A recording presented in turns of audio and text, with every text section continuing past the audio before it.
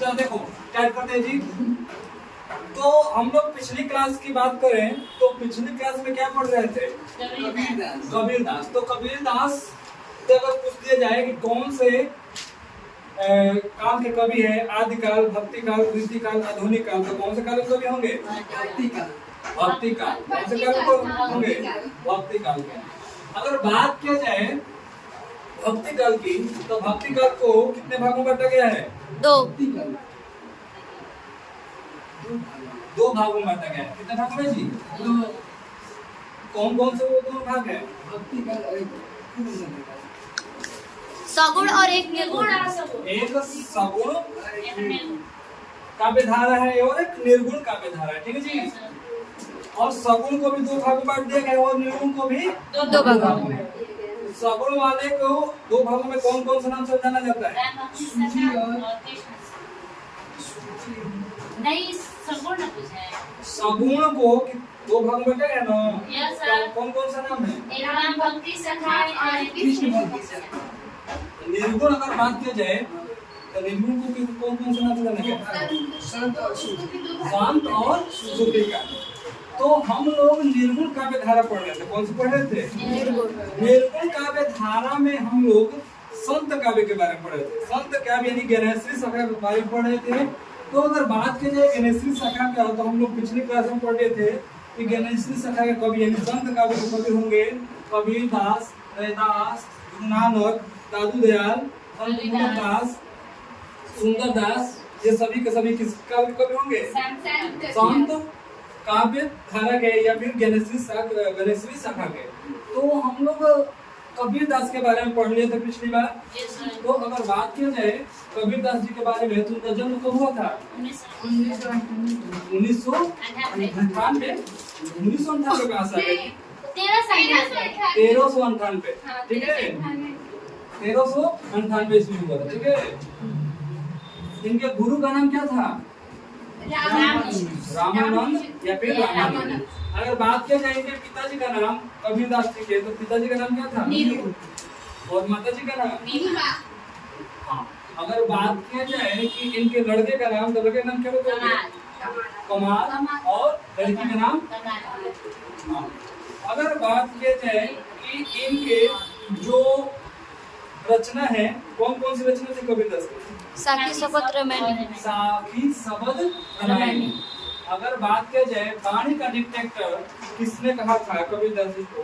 कौन से व्यक्ति थे जो कबीरदास जी को वाणी का डिक्टेटर कहकर पुकारे थे? हजारी प्रसाद द्विवेदी। तो उनका नाम है हजारी प्रसाद द्विवेदी, ठीक है जी। अगर बात किया जाए कि डॉक्टर श्याम सुंदर दास जी ने क्या कहकर पुकारा था कबीरदास जी की वाणियों को क्या कहकर पुकारा था? पंचमेल कीचड़ी।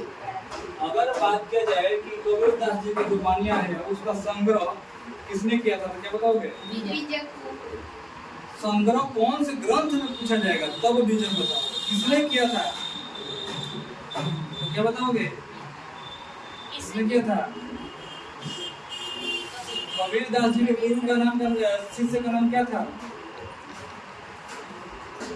अब लग रहा है कि ऑनलाइन में भी डंडा उठाने का समय आ गया है, ठीक है। तो तुम लोग के हालात हैं बिना डंडा के सही अंतर नहीं दो, ठीक है। तो कबीरदास जी के शिष्य का नाम था धर्मदास। क्या नाम था? धर्मदास। उन्होंने ही साखी शपथ रामायण को बीजक में क्या किया था? क्या था जी? संग्रह किया था, ठीक है। तो यहाँ तक हम लोग पढ़ चुके थे। और इनके आगे हमें पढ़ना था रैदास या फिर रविदास। तो रैदास या फिर रविदास जी के बारे में पढ़ना है। सुने होंगे संत रविदास जयंती, नाम सुने होंगे जी। तो ये आया कहाँ से था? आज हम लोग रविदास जयंती या रैदास जयंती मनाते हैं, लेकिन आया कहाँ से? तो इनके जन्म से ही वो शुरुआत हुआ है क्या? रविदास जयंती मनाना, ठीक है जी। तो लिखो जन्म, ठीक है। तो जन्म है 1388 की। जन्म स्थान लिखो, जन्म स्थान है बनारस। कहाँ है जी? बनारस। ठीक है। देखो इनके पिता का नाम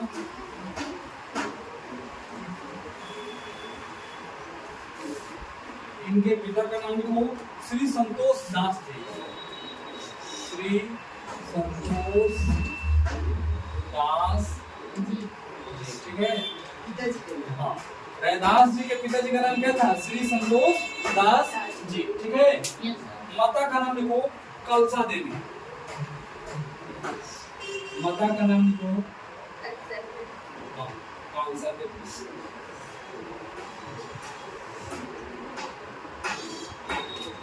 कलसा है, कलसा नहीं है, कलसा, ठीक है, कलसा देवी, ठीक है जी। पत्नी का नाम लिखो, इनके पत्नी जी का नाम लोना देवी। लोना देवी, ठीक है। उनके पिताजी का नाम हो गया, माताजी का नाम हो गया, पत्नी का नाम हो गया, बेटा का नाम लिखो विजय दास, या पुत्र का नाम लिखो, पुत्र का नाम, इनके पुत्र का नाम क्या था? विजय दास, ठीक है।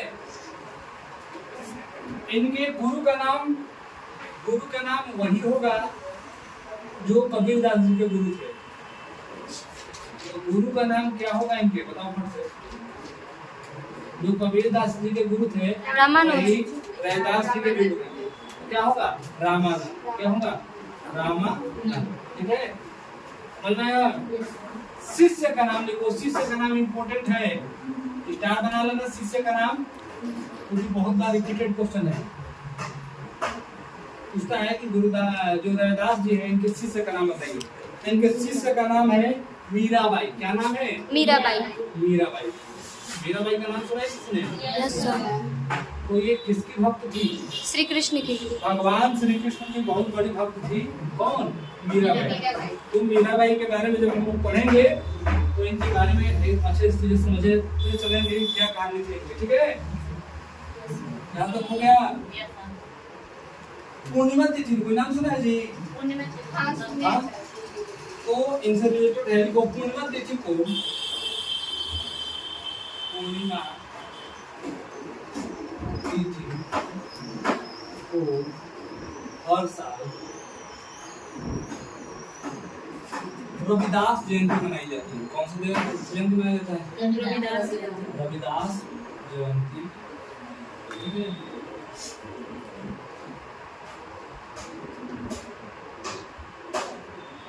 अगर बात किया जाए कि रविदास जयंती कब मनाई जाती है तो क्या बताओगे?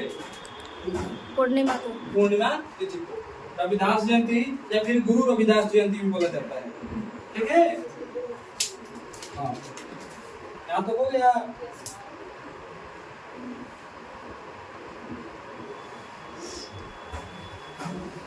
चलो लिखो विशेष तथ्य हेडिंग डालो या महत्वपूर्ण तथ्य हेडिंग डालो।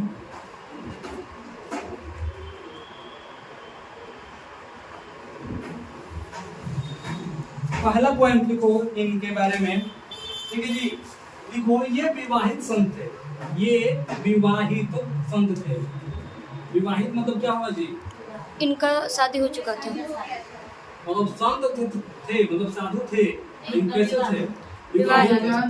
ऐसा बोला जाता है ना कि साधु मतलब जिसका मतलब मैक्सिमम यही बोला जाता है कि जो संन्यास ले लिया हो, यानी जिसका शादी वगैरह न किया हो, लेकिन ऐसे नहीं थे। इनका विवाह हुआ था, ठीक है जी। उनकी पत्नी का नाम था लोना देवी, उनके पुत्र का नाम था विजय दास, ठीक है।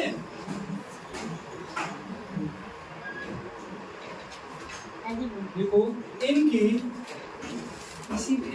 अगला पॉइंट, इनकी चित्तौड़गढ़ कहाँ पड़ता है? राजस्थान। चित्तौड़गढ़ राजस्थान, ठीक है। कहाँ पड़ेगा जी? चित्तौड़गढ़ राजस्थान में कुंभ श्याम मंदिर, कुंभ श्याम मंदिर में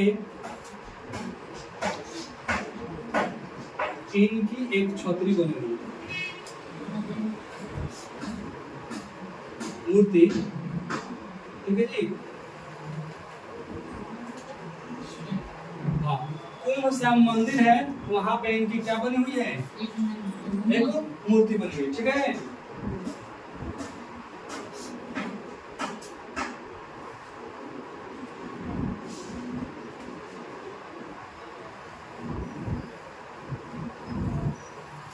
हो गया तो Yes, sir. ठीक होगी ना।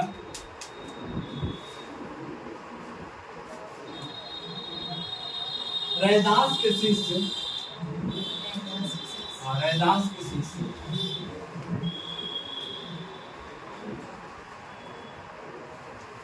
उदयदास थे। कौन थे?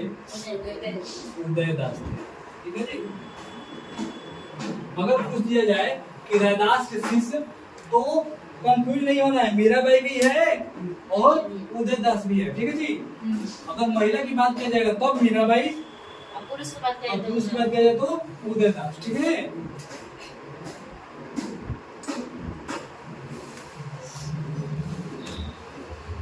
देखो अगला नोट करके 2000 करोड़ पे प्रतिष्ठा बताओ।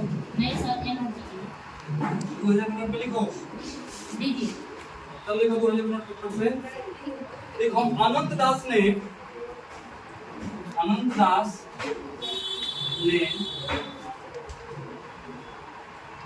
रैदास साहिब जी की परिचय, रैदास साहिब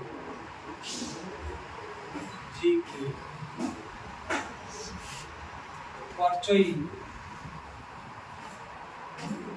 नामक जीवनी लिखी है। अब क्वेश्चन पूछेगा कि रैदास साहिब जी की परिचय को किसने लिखा है। ऑप्शन रहेगा मीराबाई, अनंत दास, उदयदास, क्या लगाओगे? अनंत दास। समझ में आ रहा है क्वेश्चन पूछने का तरीका? हाँ, देखो साधु संप्रदाय, अगला पॉइंट देखो, साधु संप्रदाय, साधु संप्रदाय हो गया तो वैद हो गया जी। साधु संप्रदाय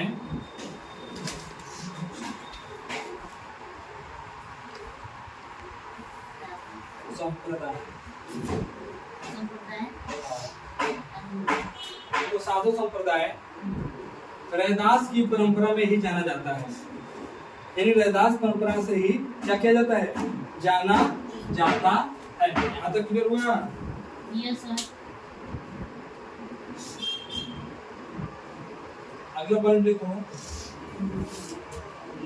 रैदास जी को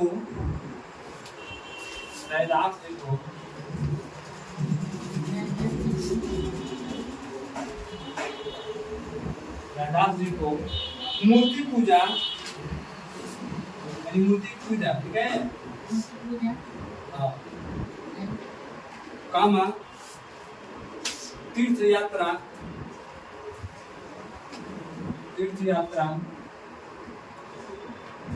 हो गया। यहाँ तो यस सर।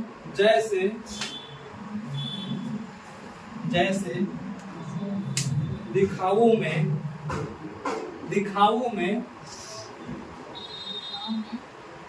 हो गया। तो दिखावों में जरा भी विश्वास न था।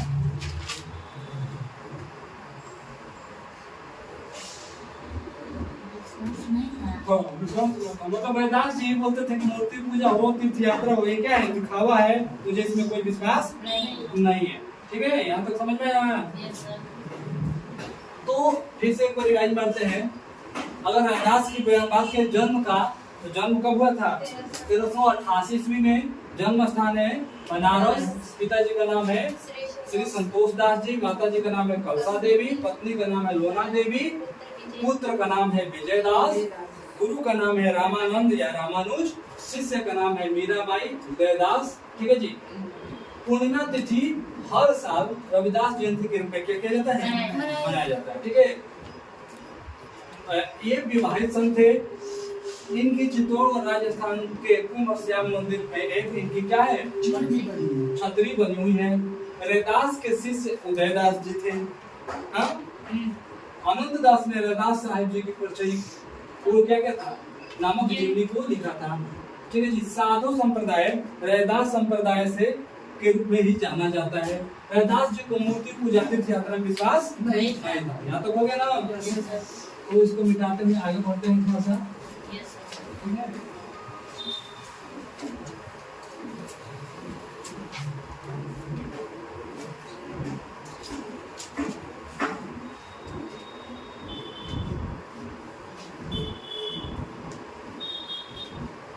देखो रैदास को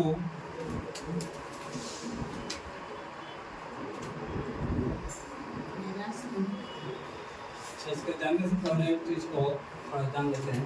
अच्छा अलंकार कोई नाम सुना है? अलंकार रस छंद अलंकार। यस सर तो अलंकार में आता है उपमा और रूपक। ठीक है। उपमा अलंकार और रूपक अलंकार। तो अगर बात किया जाए कि रैदास जी के प्रिय अलंकार कौन कौन से थे तो क्या बताओगे? उपमा और रूपक अलंकार। देखो रैदास जी को उपमा और रूपक अलंकार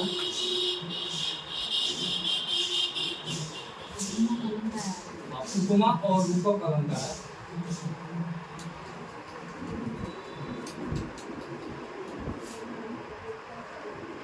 हो गया। यहाँ तो यस सर विशेष प्रिय रहे। विशेष प्रिय रहे मतलब ये जो रचनाएं किए हैं मैक्सिमम उपमा अलंकार में या फिर रूपक अलंकार में किए हैं। ठीक है जी। ठीक है। यहाँ तक समझ में आया? बोलो। यस सर तो लिखो अगला हेडिंग डालो प्रसिद्ध दोहा। अगला हेडिंग क्या डालोगे? प्रसिद्ध दोहा। उनके कौन कौन से दोहे क्या हुए? प्रसिद्ध हुए। ठीक है जी। इनका मृत्यु कब हुआ था? हाँ। तो रैदास जी का मृत्यु छूट गया है तो मृत्यु लिख लेते हैं।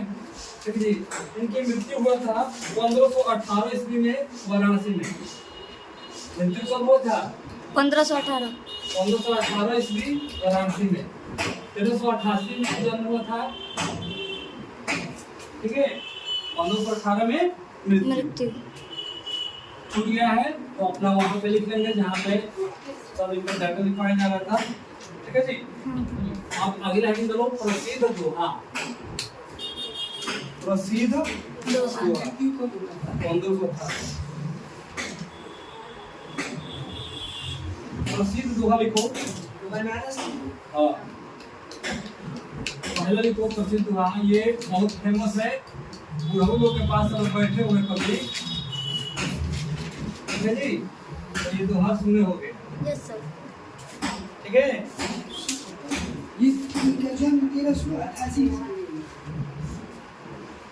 प्रसिद्ध दोहा में क्या है सुने होंगे कि जब किसी को नहाने को मन हो। ठीक है। या फिर कोई किसी के अंदर क्या हो खूब पाप भरा हो तो बोलता है कि जा रहे हैं गंगा जी में स्नान करने। क्या करने? स्नान करने। क्यों? कि हमारा पाप क्या हो जाएगा? धुल जाएगा। धुल जाएगा। ठीक है जी। ऐसा कुछ नहीं सर या फिर नहाने का मन होगा बोलेगा चलो गंगा जी नहाने चलते हैं। ठीक है। तो उससे कोई मतलब नहीं है।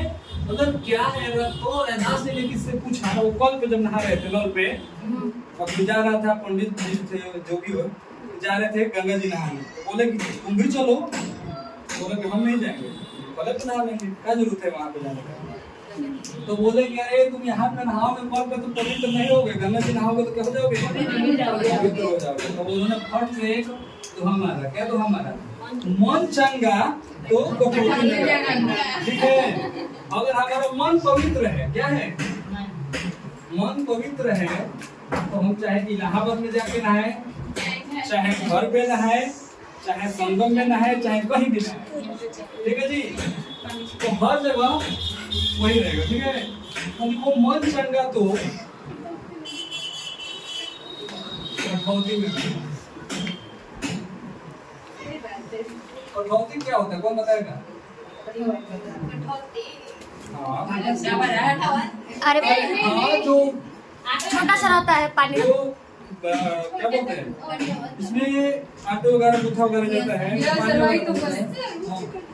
हाँ उसी को नंबर तुमको तो क्या कटवा किया जाता है जी, वो क्या बोले, उसी में अपना पानी भर के नहा रहे थे तो क्या बोले कि मन चंगा तो कटौती में गंगा, यदि हमारा मन पवित्र है तो ये कल का जो पानी है, जो नल का पानी है, तो ये भी गंगा का तरह क्या है, पवित्र है। ठीक है जी, तो कोई जरूरत नहीं है कि हम इलाहाबाद में जाके नहाए, संगम में नहाए 12 साल बाद, ठीक है, या फिर यहाँ पे नहाए। अगर पवित्र है तो हम कहीं भी नहाएंगे तो क्या कहना है, पवित्र ही कहना है। ठीक है, पहला जो ये इनका प्रसिद्ध दोहा था। अगला है, अगला लिखो, प्रभु जी तुम चंदन हम पानी। हाँ। प्रभु जी तुम चंदन हम पानी, बहुत ये पवित्र दोहा है, सुनना सुबह सुबह क्या होगा, आत्मा को शांति मिलेगा, माइंड रिलैक्स होगा। ठीक है जी, प्रभु जी तुम चंदन, हाँ, प्रभु जी तुम चंदन हम पानी, जाकी अंग अंग बस समानी, जाकी अंग अंग बस समानी। ठीक है,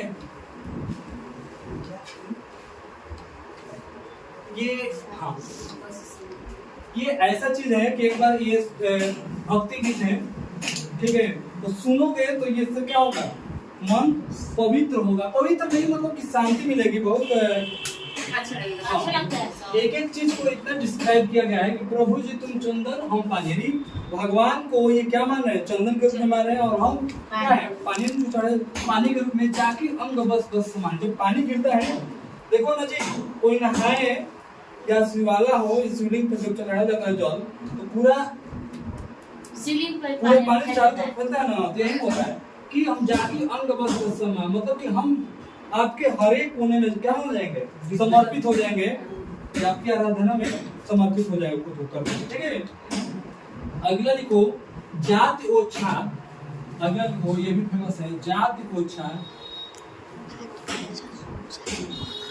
पाति ओछा, जाति ओछा पाति ओछा,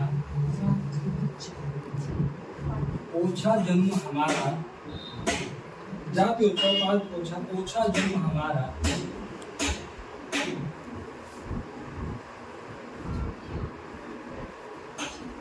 ठीक है, राम राज की सेवा में, राम राज की सेवा में, कोई यहाँ तो कहे रविदास,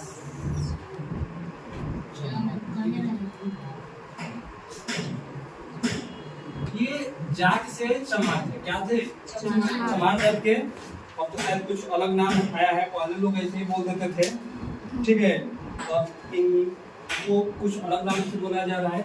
तो जाति ओछा मतलब क्या होता है जी,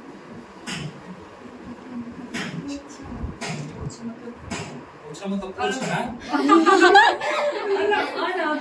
अच्छा मतलब पोछा ना खेला, ठीक है, नहीं होता। अच्छा, ये जो लिखा गया है, ये जात से चमार थे, तो ये क्या लग रहा है, बड़ा जात होगा कि छोटा जात होगा? छोटा जात होगा। कुछ समझ में आ रहा है ओछा मतलब क्या होगा? छोटा जात। हाँ, तो ओछा मतलब इनका जात क्या था, अलग था। ठीक है जी, तो लेकिन यही है प्रभु श्री राम का एक ही मेन है गुण, सबसे बेहतर कि चाहे छोटा हो या बड़ा हो, सबको एक समान। ठीक है जी, एक समान समझते थे, और यही हम लोग को भी होना चाहिए कि किसी को भी बड़ा छोटा नहीं, सबको क्या एक बार समझना चाहिए। तो ये बोले कि हमारा जात क्या है, छोटा है, जात पाति मतलब लोग बोलते हैं जात पात, तो जात इनका क्या है, छोटा है, ओछा जन्म हमारा, और जन्म हमारे छोटे जाति में हुआ है, छोटे कुल में हुआ है, रामराज की सेवा में, मतलब प्रभु श्री राम की सेवा में कहे रहे दास चमारा। जो रविदास जात में क्या है, चमार थे, वो बता रहे हैं कि हम प्रभु की सेवा में पूर्ण से क्या है, समर्पित है। ठीक है, इससे कोई मतलब नहीं कि जात उनका क्या था, पातिक क्या था। ठीक है जी, ये चीज समझ आ रहा है। और अगला मोस्ट इम्पोर्टेंट है, अगला देखो, अब कैसे छूटे राम नाम की रट लागी। अब कैसे, हाँ, छूटे राम नाम रट लागी।